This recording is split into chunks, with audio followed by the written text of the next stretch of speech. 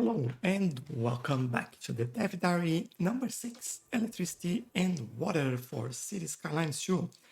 Today we are diving into the two main services of all cities, electricity and water services, and we understand if we have anything new and what that is all about.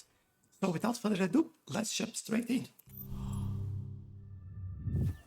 To understand the basic needs of your citizens, you need only look in the mirror. Like you and me, there are a few important things they need to live healthy, happy lives. That includes electricity, water, and sanitation. With these systems in place, everyone in your city has a shot at living their best life. Let's take a look at electricity. When laying roads, you also install. All right, just so we get around things here and start looking at the overlays that we have for both electricity and water. So for electricity, we do have the availability. We have the trade with other cities, if you have any, battery charge, and the overlays in there. So for consumption, I think this is as everything else. If you're in the red, you might need more, you are not producing enough. If you're on the green, you are producing more than enough. Right? If you have a connection with outside connections, power connections, I should say, then you can sell excess energy or you can import if your buildings don't have enough electricity inside the city.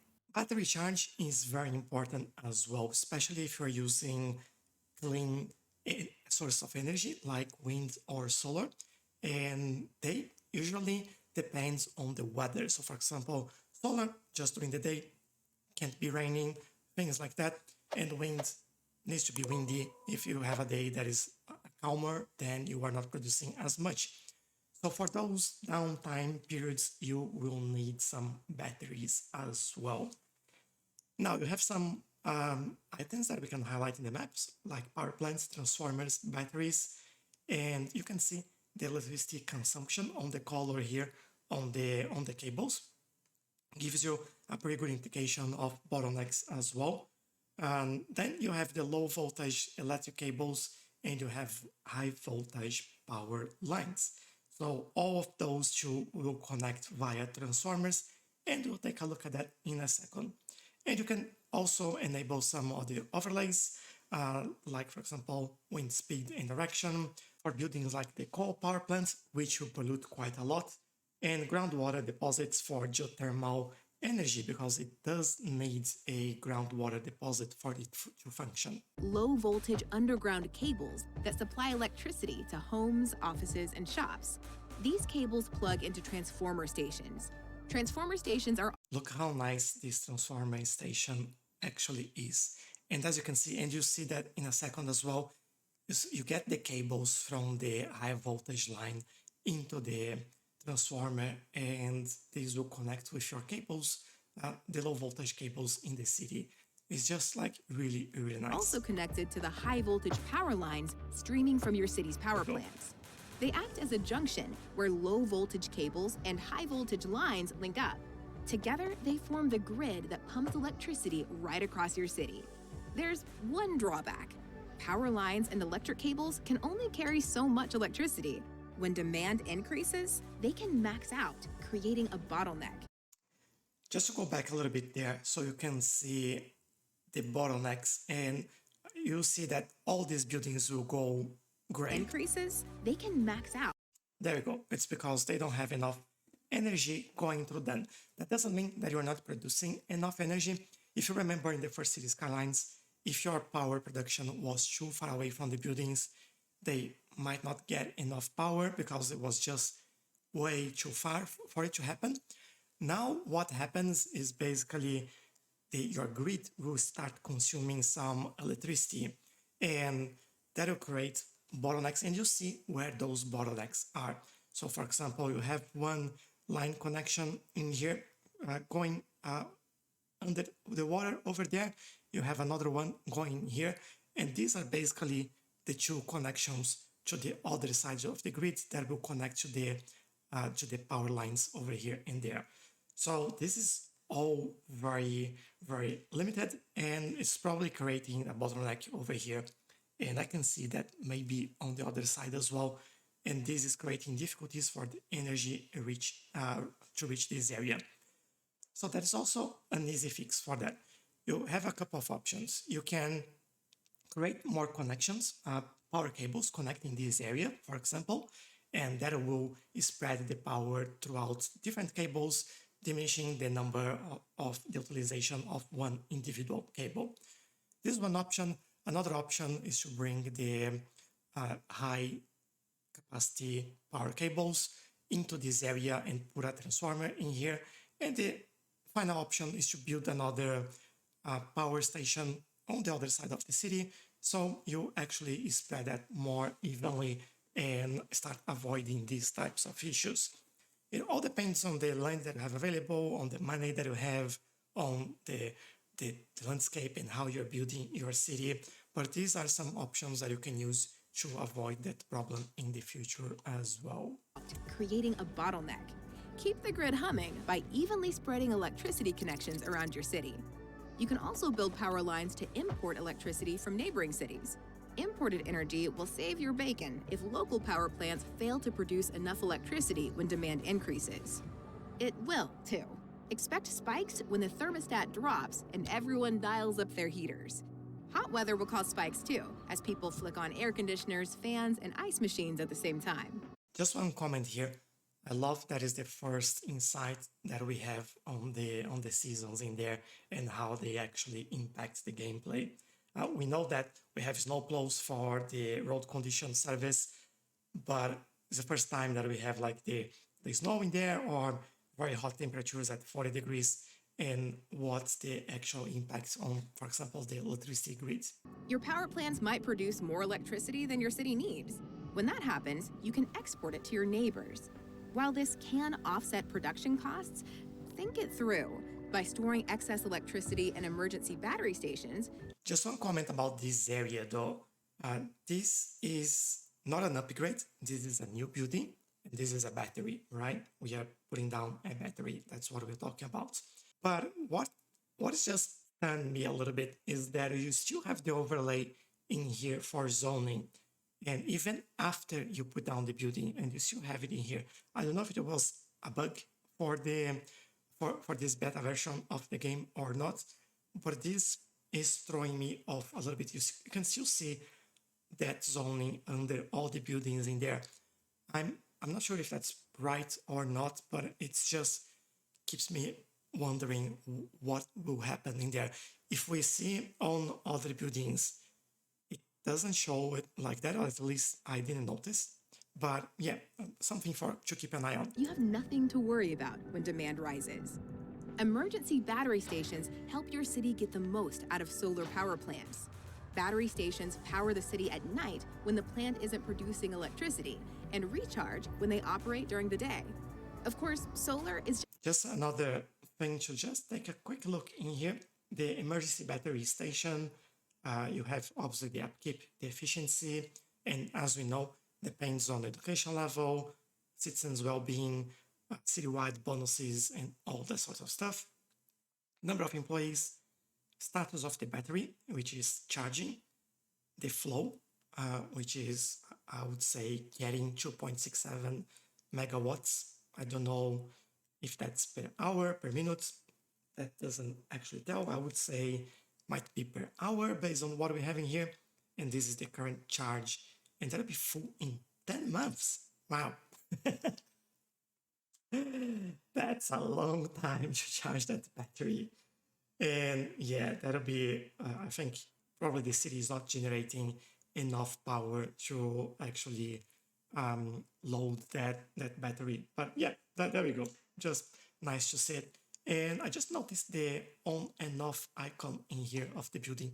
It's pretty nice, actually. Electricity and recharge when they operate during the day. Of course, solar is just one renewable energy source. You can build wind, water, and geothermal power plants too. Fossil fuels are another way to power your city. Or you can go nuclear. Let's talk water and sanitation. All right, the water and sanitation has one of the well, has some of the coolest buildings in the city for services. I love that they have this water icon in here. Much easier to find your buildings around the city without looking at overlays. And I really like some of these buildings. Surface water sources are the same as in city skylines. Expect flowing rivers, glittering lakes, and vast, swirling oceans. Groundwater is different. These underground reservoirs. Let's go back a little bit again.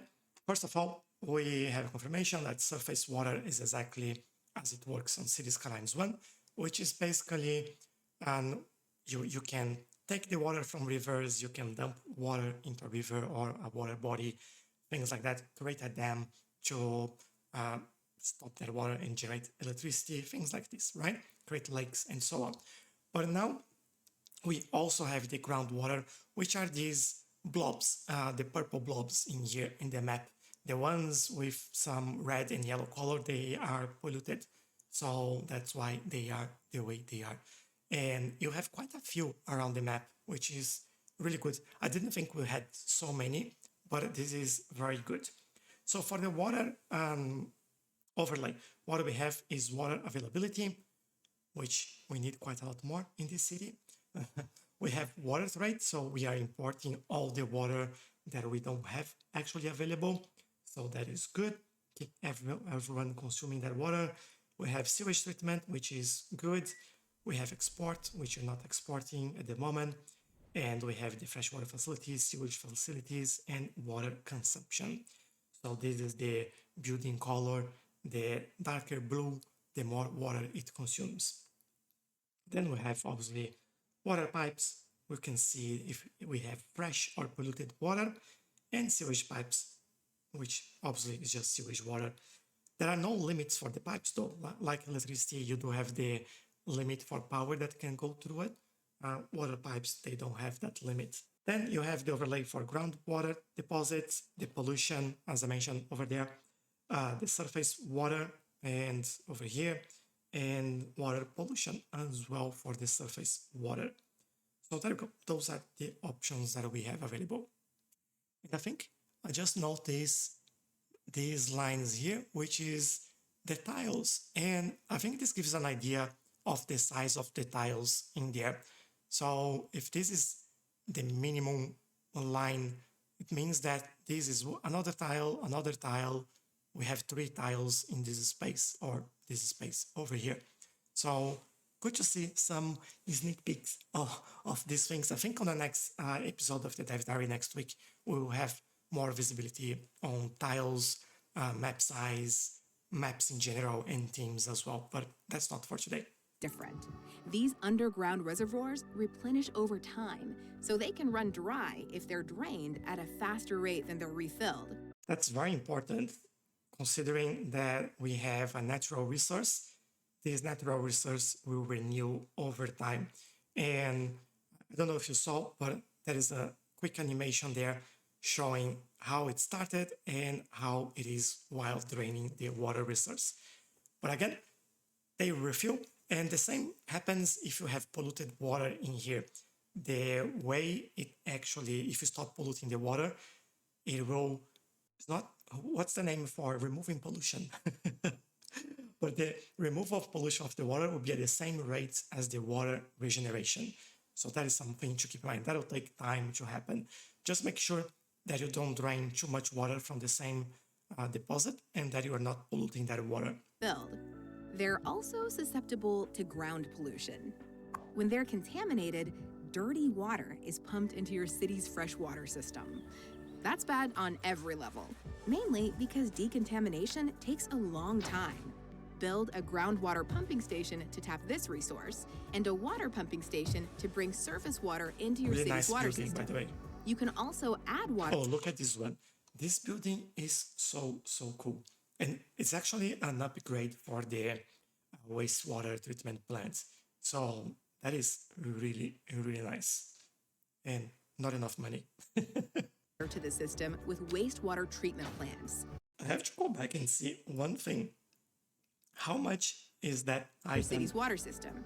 You can 900,000. That's so expensive. I'm not sure what it does though. I think it remove pollution only. I don't know what's the difference between those two upgrades. I would love to see because this is very expensive. Also, add water to the system with wastewater treatment plants. These plants can process sewage to produce clean water for homes and businesses. There's another way to manage sewage outlets. Of course. They release waste into open water, which can help prevent sewage from backing up.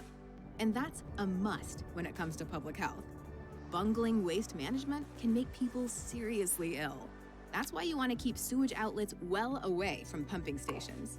How can you balance the very human needs of citizens with your ambition as a city builder? It's simple.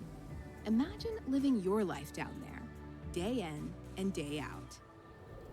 And that's cover all the video. That's really nice, and some new additions in there, especially with the electricity and the usage of transformers. We had a glimpse before in there, but knowing exactly how they work is actually pretty cool.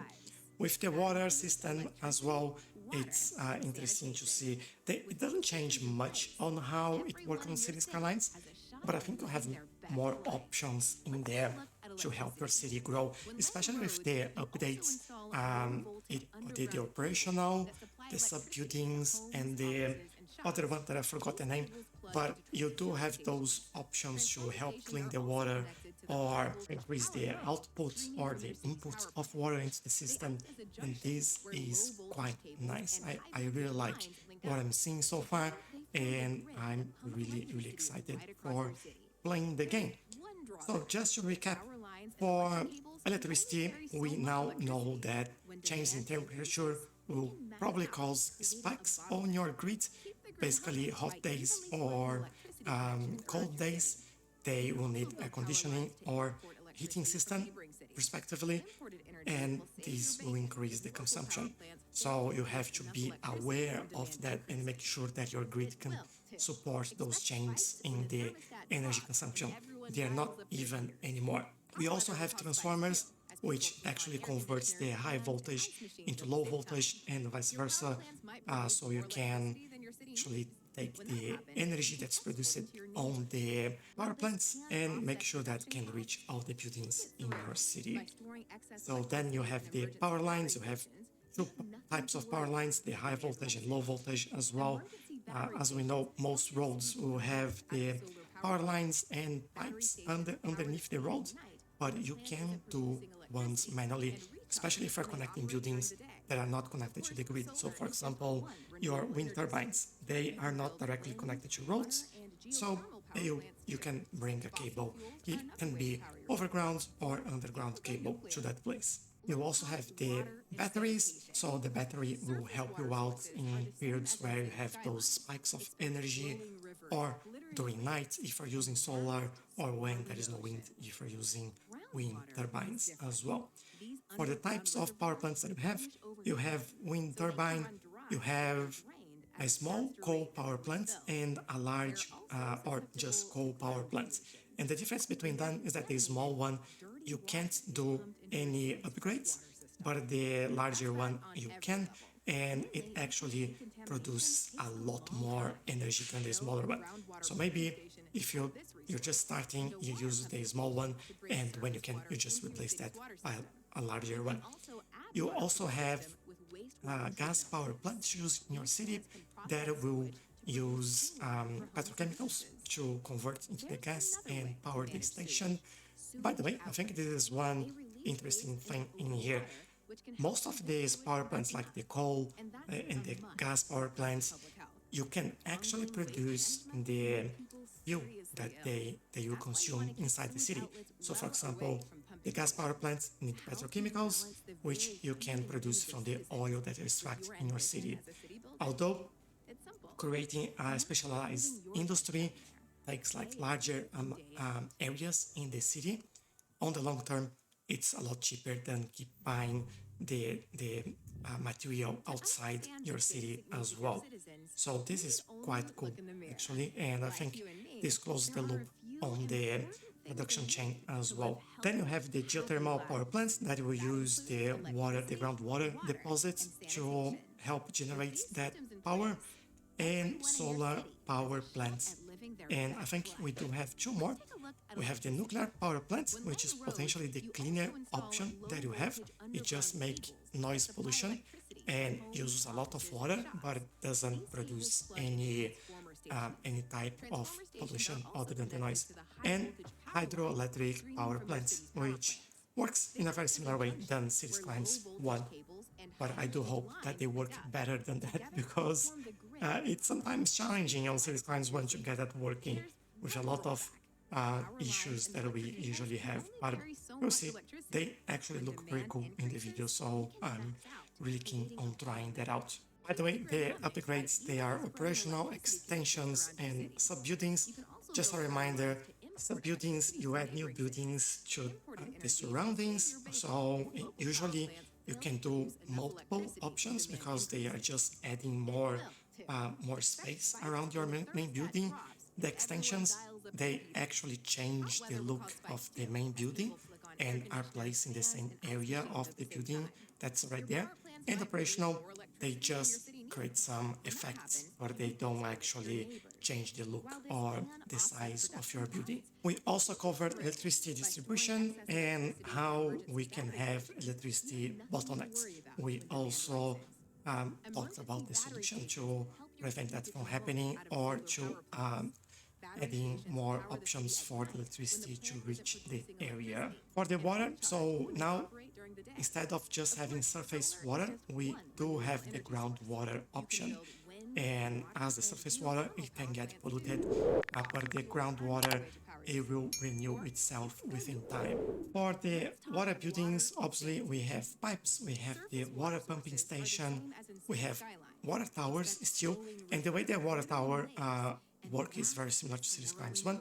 You place it anywhere in the map and just make sure it's not affected by pollution as always, and it will slowly get a very limited amount of water from the ground, even if you don't have groundwater.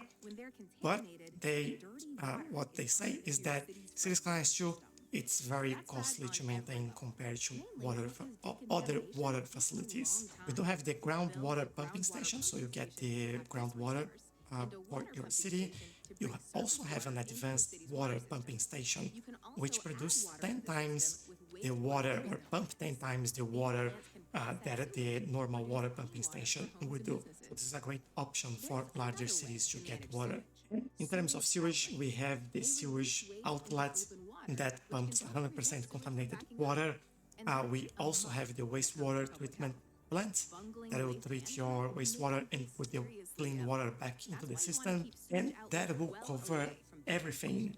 So I really hope you enjoyed today's episode of Dev Diary, where we covered electricity and water in Cities Skylines 2. Let me know in the comments if I missed anything, or if you have any questions. I am more than happy to try to find information or to answer you if I already know the answer for that. Also consider joining our Discord server. We are all very excited about the new game, and we share a lot of things in there, Cities Skylines 1 or otherwise, and you are more than welcome to join us. But for today, thanks a lot for your likes, thanks a lot for watching, and I'll see you next time. Bye bye!